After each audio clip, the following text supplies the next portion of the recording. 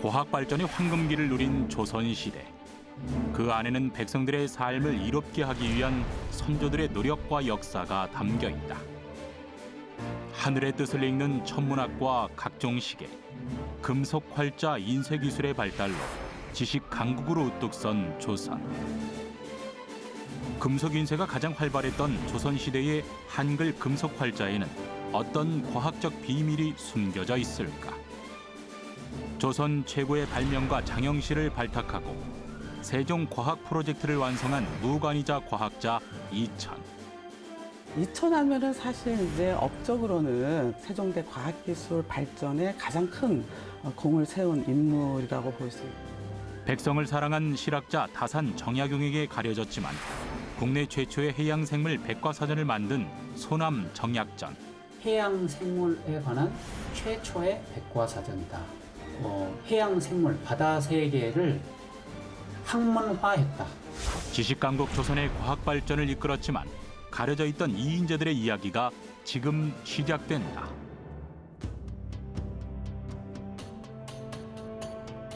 눈부신 과학 발전을 이룬 조선의 과학자 하면 장영실을 가장 먼저 떠올릴 것이다.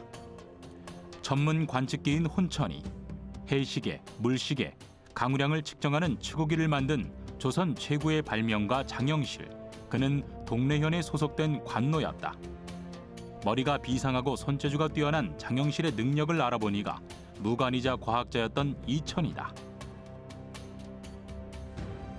동래현의 관노로 일하던 장영실을 오로지 실력만 보고 동래 현감의 추천으로 천안신문의 장영실을 상의원으로 불러들인다. 공조장판 어르신께서 어찌 관노의 저를 찾으십니까? 세종대왕 임금께서 과학기술 개발에 열을 올리고 계시다네. 중국 문물만 모방할 수 없다며 손재주가 좋은 사람을 찾고 계시다. 동네 현관께 들으니 자네의 손재주가 좋다고 하니 상의원에 분만이서 나를 도와주지 않겠나. 그리하겠습니다.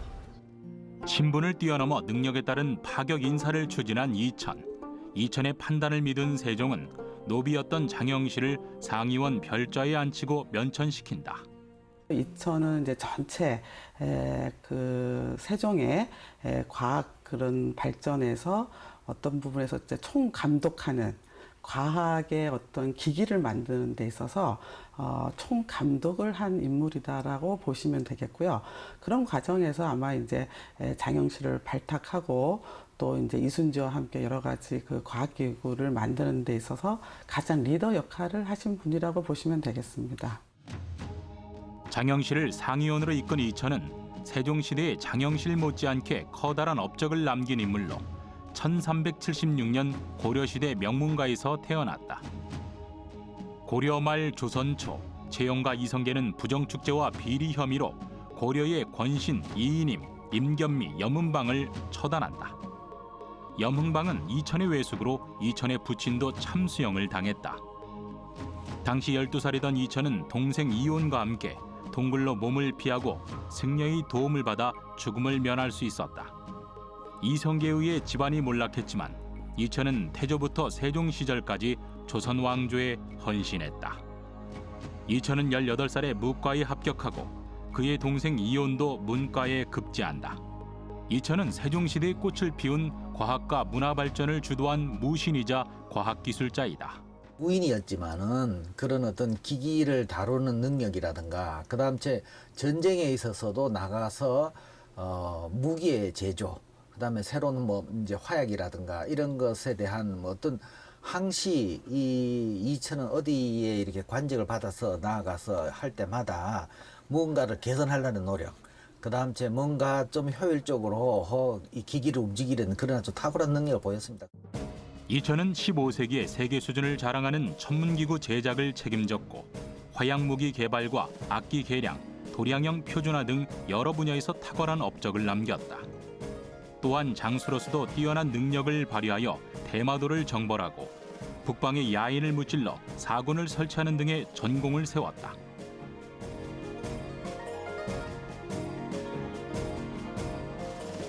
이천은 학문이 깊은 인물은 아니었으나 사물을 깊이 헤아리고 궁리해서 무엇인가를 만들어내는 재능을 타고났다는 평가를 받는다. 조선왕조실록에 나오는 에피소드 중에 하나 보면 이천이 그 지금으로 치면 이제 양평이죠.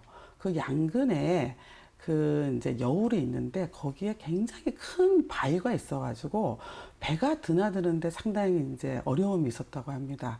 근데 이제 세종도 그렇고 다른 신하들도 상당히 무리하다고 지금 뭐 내년 봄이나 그거를 하자고 했는데 그럼에도 불구하고 이천이 고집을 세워가지고 그 바위를 그 뭐 병사들을 동원해가지고 완전히 그 깨트리는 그러한 공을 세웁니다. 거기에 이제 실록의 평가를 보면 남들이 어렵다고 하는 거를 과감히 하는 그러한 추진력이 있었던 인물이 아닌가 그렇게 보여집니다.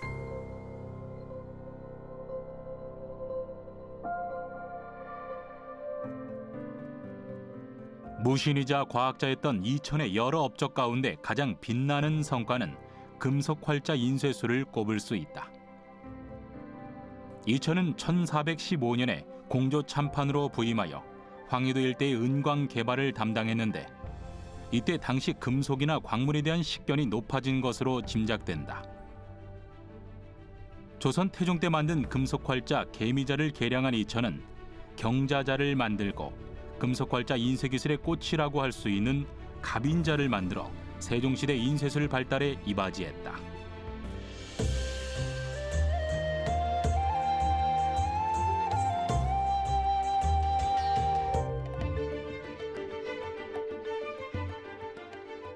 금속활자 인쇄에 대해 논할 때 고려시대를 빼놓을 수 없다. 고려는 세계 최초로 금속활자를 발명한 나라다. 충북 청주시에 위치한 고인쇄 박물관. 고려시대 때 만든 전통 방식 그대로 재현한 직지를 소장하고 있다. 직지 원본은 현재 프랑스에 보관되어 있는데 정부 차원에서 반환을 위해 노력 중이다.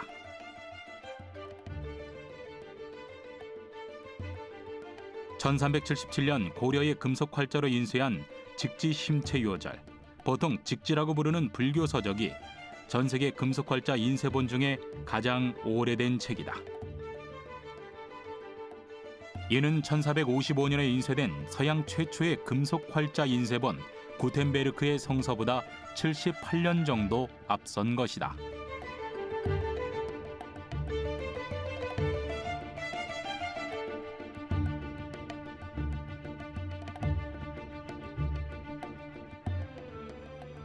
직지는 금속 활자로 인쇄된 책 가운데 지금 가장 오래된 책으로서 바로 이제 대한민국이 금속 활자를 발명했다라고 하는 증거 자료가 됩니다.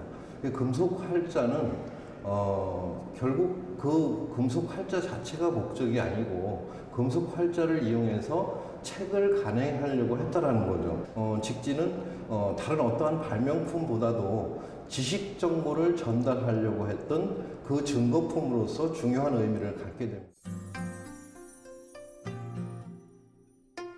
충북 청주에 위치한 흥덕사지. 이곳은 고려시대 때 직지를 인쇄한 곳으로 청주는 직지의 고장으로 불린다.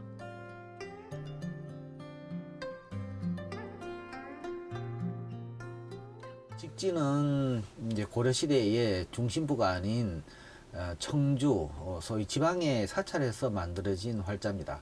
그러나 이제 직지가 갖는 의미는 지방에 당시에 그렇게 크거나 유명하지도 않았던 사찰에서 금속 활자로서 출판 인쇄를 할 수 있었다는 정도로 고려시대 때는 그 금속 활자 인쇄술이 적어도 이렇게 보편적으로 중앙은 물론이고 지방까지도 이렇게 펼쳐져 있는 그런 수준이었다 이렇게 생각됩니다. 고려시대 금속활자 인쇄는 벌꿀에서 추출한 밀랍에 활자를 새기는 밀랍 주조법과 갯벌의 고운 모래를 이용한 주물사 주조법이 사용됐다.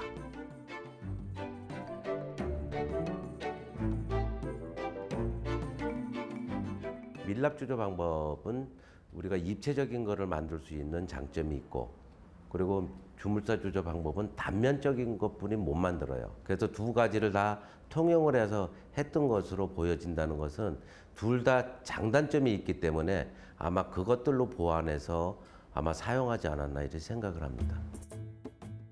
금속 활자를 만드는 방법은 화폐 주조와 동일한 기술이다. 금속 활자 인쇄를 위해서는 제일 먼저 밀랍이나 주물의 양각으로 글자를 새기고 한 글자씩 잘라 놓는데 이것을 어미자라고 한다. 어미자를 밀랍봉에 붙이는데 이것이 가지쇠다. 가지쇠를 활용하면 많은 글자를 주조하는 게 가능하다. 그리고 황토와 모래를 섞어서 건조시킨 거푸집을 만드는데 금속 활자 주조의 가장 중요한 것이 합금과 거푸집을 만드는 기술이다. 거푸집 구멍에 쇳물을 붓고 이것이 굳으면 거푸집을 깬 다음 가지쇠에 달린 글자를 하나씩 떼어낸 후에 순서대로 배열하는 조판 과정을 거친다.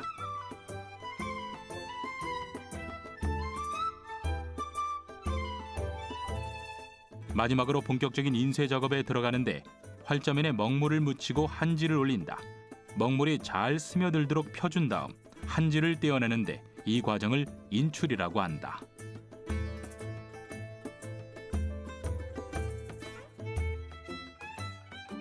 중국은 종이가 주로 이 뽕나무 종이라든가 그다음에 대나무 종이라든가 이런 것이 많은데 이런 것은 굉장히 얇습니다. 그런데 비해서 우리 당나무 종이는 이 장섬유라 그래서 길이가 길고 그리고 약간 두껍습니다. 그렇기 때문에 먹을 잘 흡수합니다. 금속 활자에 먹이 잘 묻어야 되는데 그럴 경우에는 이것을 유연먹이라고 해서 그것이 얼마나 종이에 잘 먹느냐.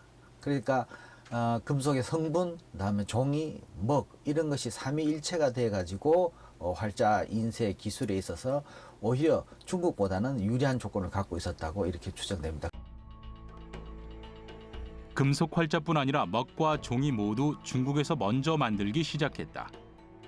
그런데 금속의 미끄러운 표면에 잘 묻는 유연먹과 수준 높은 한지를 만드는 기술을 가진 고려에서 금속 활자 상용화가 이루어졌다.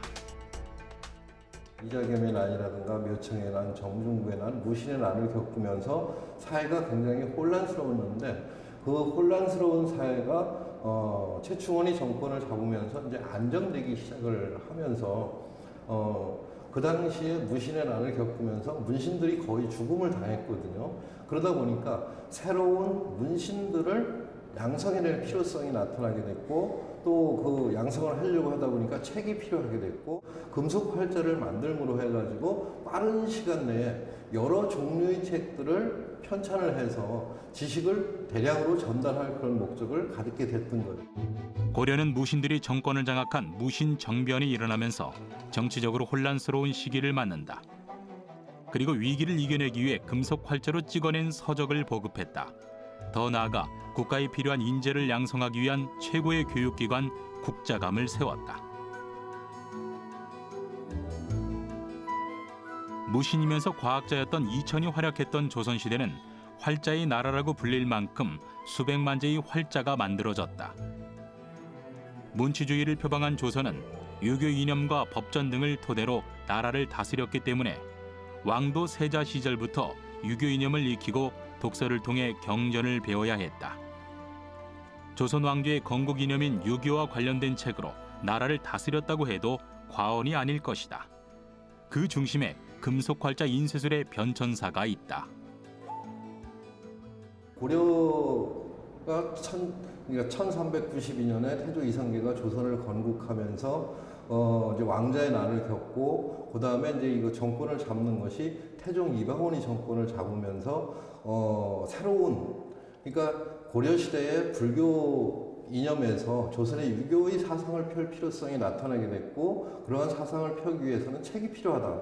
그 책을 만들기 위해서는 이제 활자가 필요했는데 그 당시에 태종 3년에 1403년에 주자소를 만들고 그때 활자를 만들게 됩니다. 그게 이제 그 해가 계미년이었기 때문에 계미자가 나타나게 됐고요.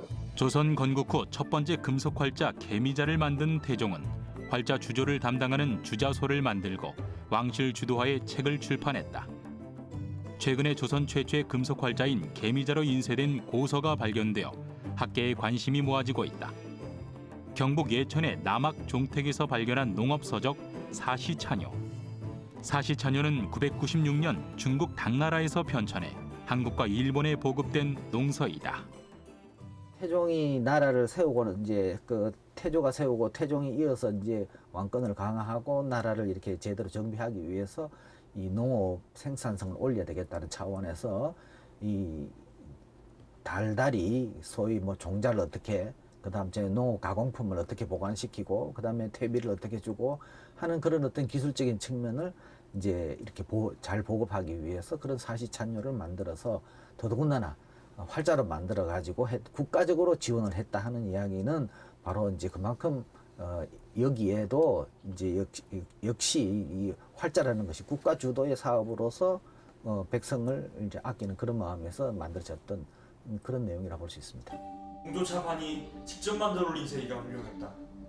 학급 기술에 능통한 그대에게 기쁜 마음으로 호상을 내리도록 하겠다. 그리고 백성들도 책을 많이 볼 수 있게 금속 활자 인쇄 기술 개량에 힘쓰도록 하라. 어명을 받들어 개미자를 개량하는데 성심을 다하겠나이다.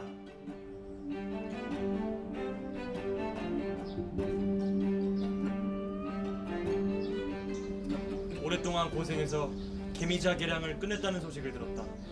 그러하옵니다. 개미자에 비해 글자가 작고 정교하며 조판용, 동판과 활자를 평평하게 바르게 만든 경자자를 만들었사옵니다. 개미자는 하루에 2-3장을 찍어낼 수 있으나 경자자는 그 10배를 찍어낼 수 있사옵나이다. 태종의 셋째 아들인 세종은 왕위에 오른 뒤 합금 기술에 능통한 전문가 이천에게 개미자의 개량을 지시한다. 개미자는 활자가 자주 움직여서 수시로 밀랍을 붓고 활자를 바로 잡은 뒤에 찍어냈기 때문에 밀랍이 많이 들어가는 단점이 있었다. 이천은 활자의 크기는 전보다 작고 네모나게 고쳤다.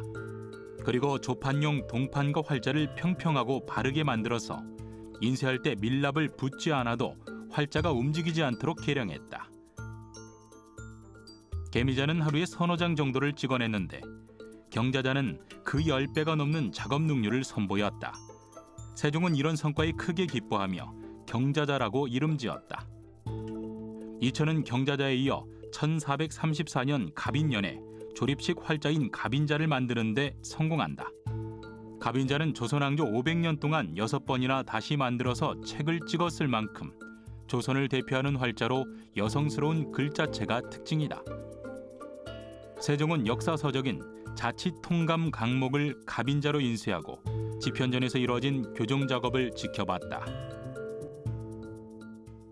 활자도 오래 사용하다 보면 닳기도 하고 없어지게 되는데 이런 것들을 보완해가면서 6번씩 주조해서 개량시키는 활자가 바로 갑인자입니다. 그래서 대표적인 것이 갑인자에 해당이 되고 갑인자 같은 경우에는 또한 완전 조립식 조판 방법을 사용해서 이것을 인쇄를 했기 때문에 그 활자를 네모꼴로 해서 완전 크기라든가 이런 것들을 정형화해가지고 조립을 해서 가장 아름답고 또 책의 모양이 굉장히 잘 나타나는 것이 갑인자의 특징입니다. 왕조실록에 의하면 개미자 같은 경우는 하루에 수지를 찍었다.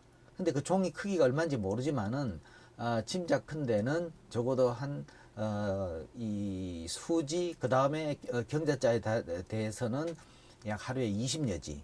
그 다음에 갑인자에 이르러서는 하루에 40여지라고 이렇게 되어 있습니다. 그래서 40여지라고 이야기하는 것은 오늘날의 계산으로 이야기하면 약 한 160장에서 200장 정도의 차이가 아닌가. 그렇다면은 약 한 10년들 15년 사이에 두 배씩 기술이 발전합니다. 금속 활자 개량에 탁월한 능력을 발휘한 이천. 그가 이렇게 금속 활자에 공을 들였던 이유는 젊은 임금을 길들이려 하는 조정 중신들로부터 집현전을 지켜내고 민심을 수습하기 위해서라도 새로운 기술 혁신을 통한 결과물을 내놓아야 한다는 의지가 컸던 것으로 전해진다. 태종이 만든 개미자와 세종이 발전시킨 경자자, 우리나라 활자본의 백미로 꼽히는 갑인자까지 조선은 활자의 나라답게 인쇄 분야에 있어 눈부신 발전을 이룬다. 그리고 그 중심에 2천이 있었다.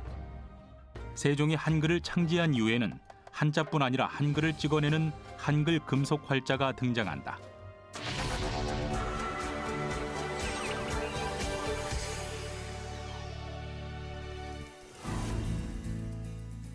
세종이 한글을 창제한 뒤에도 조선의 공식 문자는 한자였기 때문에 한자 활자가 대부분이었다. 하지만 왕세자 교육이나 백성을 교화하기 위한 유교 서적을 한글로 풀이한 언행본을 만들기 위해 한글 활자도 필요했다. 총 33만여 점의 국보급 유물을 소장한 국립중앙박물관. 이곳에 한글 금속 활자 750여 자가 보관되어 있다. 한글 금속 활자는 가로 세로가 1.3cm 크기인 대자와 가로가 0.6, 세로가 1.1cm 크기인 소자로 구분했다. 같은 이제 한 책에서 우리가 본문이 있고 또 주석 같은 게 있을 수 있잖아요. 그럴 경우에 이제 본문은 한 행에 한 글자를 쓰고 그다음에 그거에 대한 주석 같은 것들은 이렇게 한 행에 두 글자를 이렇게 쓰는 경우들이 있습니다. 우리도 요즘 그 본문과 주의 글자의 포인트를 달리하는 것처럼요. 그럴 경우에 이제 그 본문을 쓰는 거는 이제 크기가 크기 때문에 대자, 그리고 이제 주석 같은 거를 달기 위해서 사용하는 그 한 행에 보통 두 줄을 쓰게 됩니다. 그런 거는 이제 크기가 작기 때문에 소자 이렇게 구분을 합니다.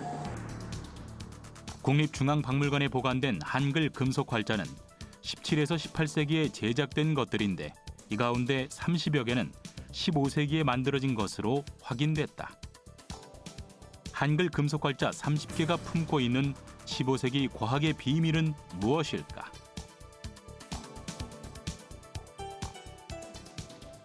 국립중앙박물관 성분 분석실. 한글 금속 활자 시료를 X선 형광 분석기에 넣어 성분을 분석했다. 제가 X선 형광 분석으로 성분을 분석을 해봤더니 그 구리주석 납, 대부분의 활자들은 구리주석 납이 다 함께 함유돼서 만들어져 있었는데 그 15세기로 추정되는 활자의 경우는 구리와 주석으로만 납의 함량이 거의 없이 그 굉장히 높은 구리 함량을 보이는 그런 특징을 보였습니다.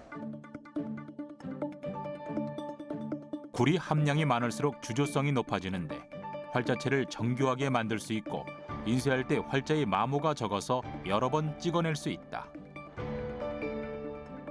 한글 금속 활자의 비중과 성분에 대한 정확한 특징을 알 수 있는 PCA 분석에서도 30여 개의 한글 금속 활자 그룹에서 다른 결과가 나왔다.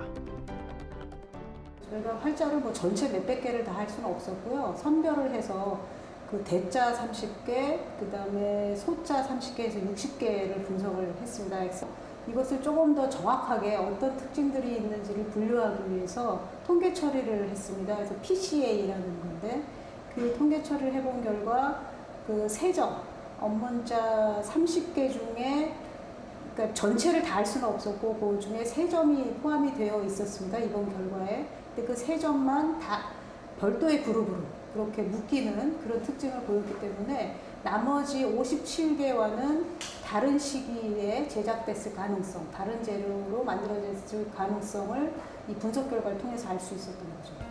보통 활자라고 하면 서체에 따라 분류하고 연구가 이루어졌는데 국립중앙박물관이 소장한 한글 금속 활자 대부분은 17에서 18세기에 만들어진 것으로 밝혀졌다. 그런데 여기에 과학적인 분석이 더해지면서 서체를 통한 고증뿐 아니라 15세기에 만들어진 한글 활자의 성분과 원재료의 파악이 가능해진 것이다. 조선시대 한글 활자의 서체는 시대에 따라 모양이 조금씩 달라졌다. 조선 전기의 한글 활자체는 오늘날의 도둠체와 같이 딱딱하고 초성, 중성, 중성이 동일한 공간을 차지하도록 구성되어 있으며 글자 자체로의 균형감이 떨어지는 편이다. 국립중앙박물관에 소장된 한글 활자 30여 점이 다른 활자들과 글자체가 다르고 조선 전기 활자의 특징을 보였다. 금속 성분도 나머지 활자에 비해 구리 함량이 높아 성분 면에서도 확연한 차이가 나타났다. 조선 전기 15세기에 만들어진 활자는 의뢰자가 가장 많이 사용됐는데 한글 금속 활자로 인쇄한 서적은 무엇일까? 1461년에 간행한 능엄경 언해라고 하는 책은 불경인데요. 이것도 세조 때 불경 언해를 많이 간행하면서 이거를 한글 금속 활자로 번역한 걸 간행을 했고요. 그 활자의 일부가 지금 한글 금속 활자가 우리에게 남아 있습니다. 을해자는 세조 때 만들어진 그런 활자인데, 그러니까 우리가 개미자, 경자자, 그 다음에 갑인자, 그 뒤에 병진자, 그 다음에 안평대군 등등 이렇게 해서 경호자, 이제 을해자로 넘어가는데, 이 을해자는 강희안이라는 사람의 글씨, 한국 사람의 글씨로 만들어졌던 겁니다. 그리고 갑인자로 찍은 책이 한 200여 종 있듯이 을해자도 오랜 기간 동안 약 한 150여 년 동안 계속 사용되어서 지금 조선 전기에 남아있는 그 숫자로 치자면 이 갑인자와 을해자가 가장 많은 분량을 차지하고 있습니다.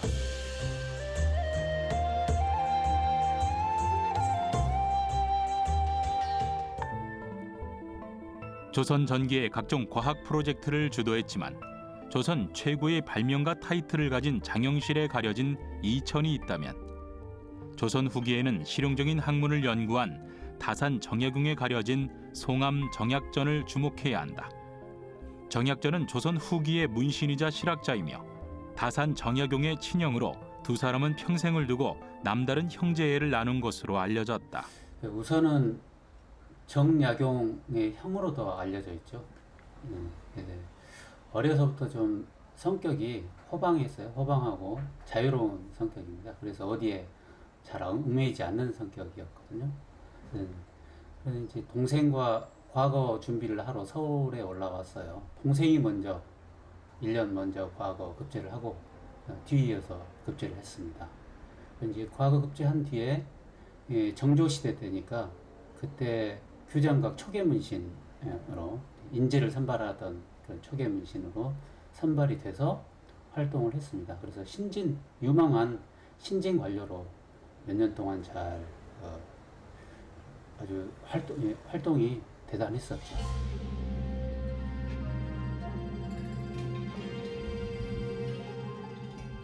17세기 초 중국을 통해 들어온 서양의 과학기술과 천주교를 포함한 서학이 전파됐다. 유교 국가인 조선은 인간 평등 사상에 기반을 둔 천주교를 금지했지만 정약전, 정약용 형제는 서학을 연구했다.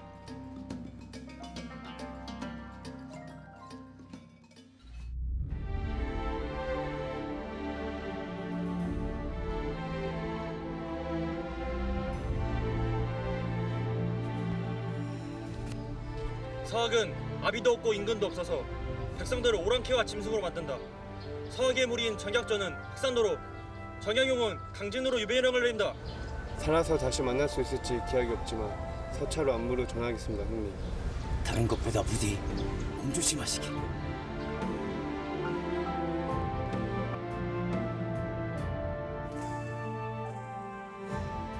정약전, 정약용 형제를 총애하던 정조가 세상을 뜬 뒤 이들은 나라에서 금지한 천주교를 접한 죄로 1801년 3월 각각 강진과 흑산도로 유배된다.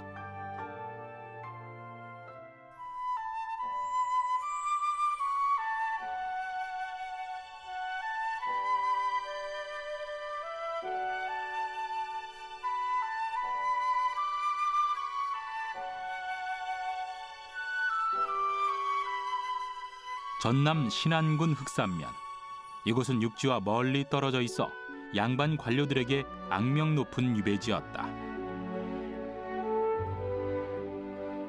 문헌상으로는 고려 의종 2년에 정수계가 최초로 흑산도 유배자가 됐다. 이를 시작으로 조선시대 말까지 130여 명의 유배자가 섬 여러 곳에 머물렀다.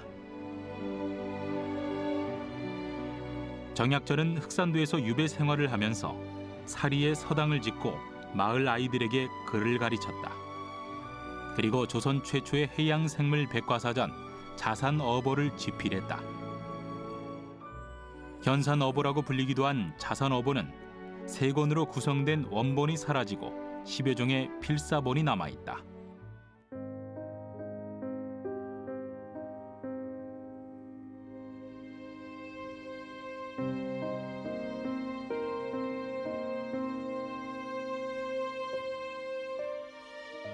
국가의 모든 문헌을 수집하고 정리, 보존하는 국립중앙도서관.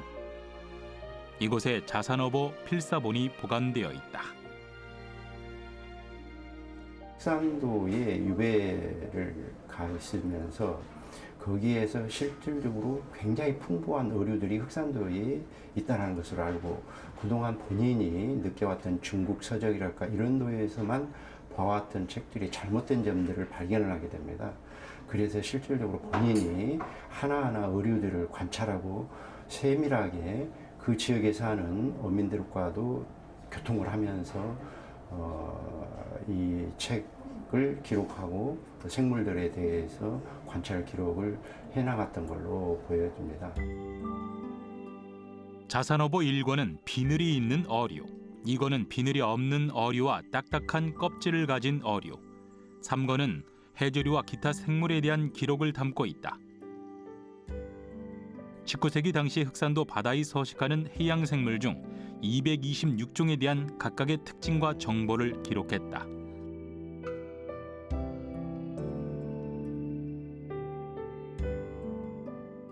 그러니까 226종을 다시 55개의 상위 카테고리화합니다. 상위 카테고리로 만듭니다.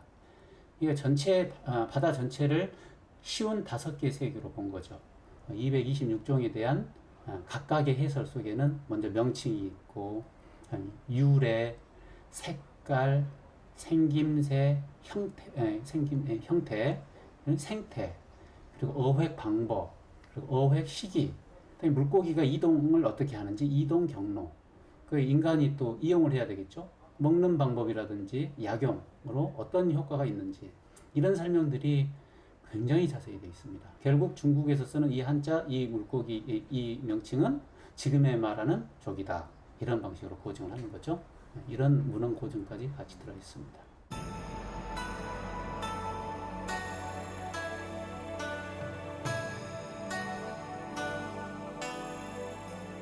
관찰한 사물의 이름을 짓고 비슷한 성질끼리 묶는 것을 박물학이라고 하는데, 정약전은 자산어보에 실린 226종의 해양 생물의 이름을 짓고 체계적으로 분류해서 정리했다.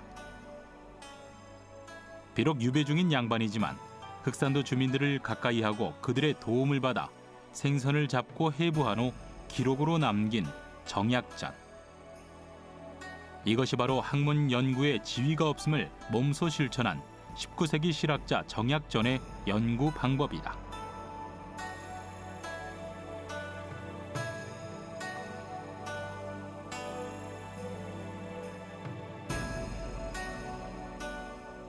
학자들이 쓴 책이나 논문에는 도움을 준 책이나 글의 출처를 밝히는 게 당연히 지켜야 할 연구자의 양심이다. 정약전도 자산어보 서문에 연구에 도움을 준 이의 이름을 밝혀두었다. 정약전에게 많은 도움을 준 이는 자산어보 서문에 등장하는 장창대라는 청년이다. 그 지역 사람들이 물고기에 대해서 여러 가지 이름으로 부르고 또 믿을 만한 것이 없었는데, 그 지역에 사는 그 장덕순이라는 사람이 있었는데 일명 창대라고도 합니다. 그 사람은 집안은 좀 가난했지만은 책 읽기를 굉장히 좋아를 했고 또 성품이 굉장히 차분했기 때문에 그 사람은 믿을 만한 사람이다라고 생각을 해서 정약전이가 그분의 도움을 많이 받고 이 자산어보를 기록하게 되지 않았나 이렇게 봅니다. 귀로 듣고 보고 하는 것에 대해서 오랫동안 그 사람은 성격이 차분했기 때문에 그거에 대해서 굉장히 관심을 갖고 메모하고 적어놓은 부분이 있고 또 그 부분에 대해서는 굉장히 잘 알고 있었기 때문에 정약전은 믿을 만한 사람이라고 그렇게 얘기했다라고 합니다.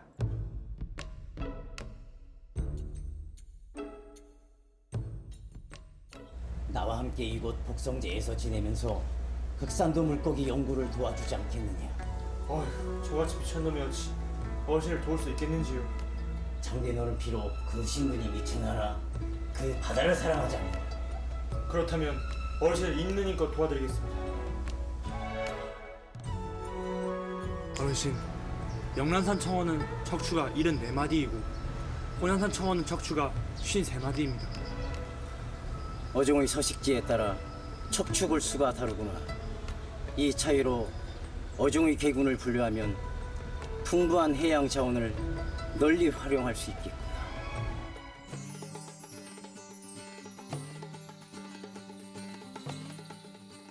처음 정약전이 구상한 자산어보는 해양 생물의 설명과 그림이 들어가 있는 어류 도감 형식의 어보였다.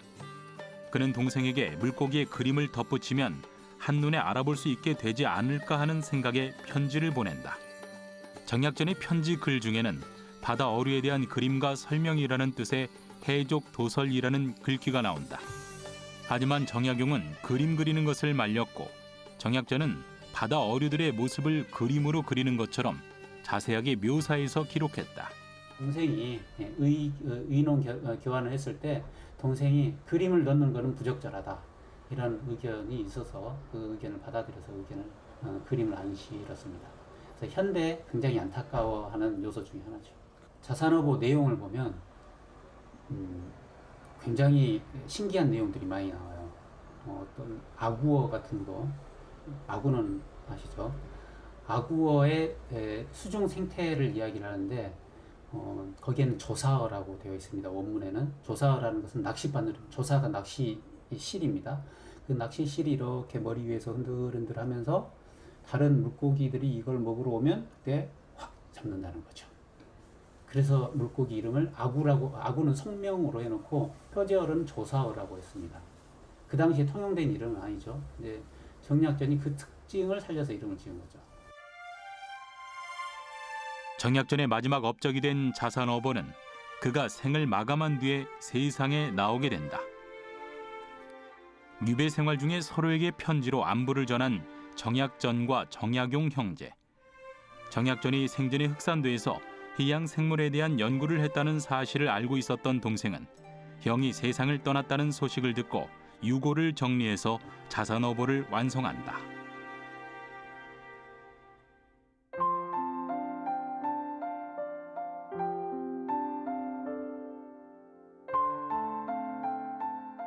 백성들이 이렇게 가난한지 몰랐으며 새끼밥 먹는 것이 이렇게 호강인 줄 몰랐다.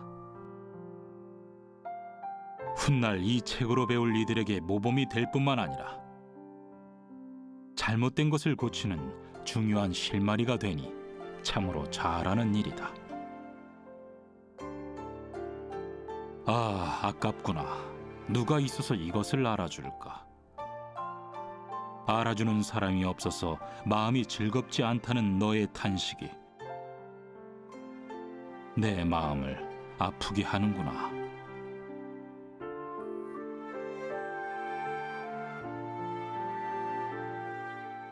우리가 흔히 알고 있기에 자산어보는 형이 죽은 뒤에 동생이 유배에서 풀려난 뒤에 시골 그 집에 찾아가 봤더니 하인들이 벽지로 쓰고 있더라. 그걸 발견해서 다시 베껴 써서 복원을 했다. 이렇게 알려져 있거든요. 큰 줄거리가 그렇습니다. 또 이것과 비슷한 이설들이 있는데, 네, 이거는 소설 목민심서의 작가인 황인경 작가가 만들어낸 이야기입니다. 드라마틱하게 만들기 위해서. 작가도 그렇게 고백을 했고요. 자산어보는 정약전과 공동 집필을 한 인물이 따로 있다. 정약용의 제자이자 실학자였던 이창이다. 정약전의 동생인 정약용이가 있습니다. 정약용의 제자가 이창입니다. 그래서 아마 그 관련해서 관심을 가졌지 않았나 생각을 합니다. 특히 이창 같은 경우에는 이제 14구시의 학자적인 조금 배우는 사람으로서 세밀하게 연구, 고고해야 된다는 생각에서 중국의 문헌들을 더 세밀하게 조사를 해서 정약전의 이 현산어보와 대조를 해서 더 보충하고 더 추가해서 기록하지 않았나 이렇게 봅니다. 정약전의 해양생물 연구에서 주목해야 하는 부분은 200년 전에 쓰여진 자산어부가 현재 해양 연구의 기준이 되고 있다는 점이다. 현재 어떤 생물이 서식하는지를 파악하는 것이 해양자원 연구의 기본이다. 정약전은 흑산도 주민들이 체험으로 습득한 지식과 자연에서 얻은 정보를 수집해서 19세기 당시 남해안에 사는 해양 어족들을 학문으로 체계화했다. 이렇듯 자산어부는 미래의 후손들을 위한 지식과 지혜를 담은 해양생물 과학서이다.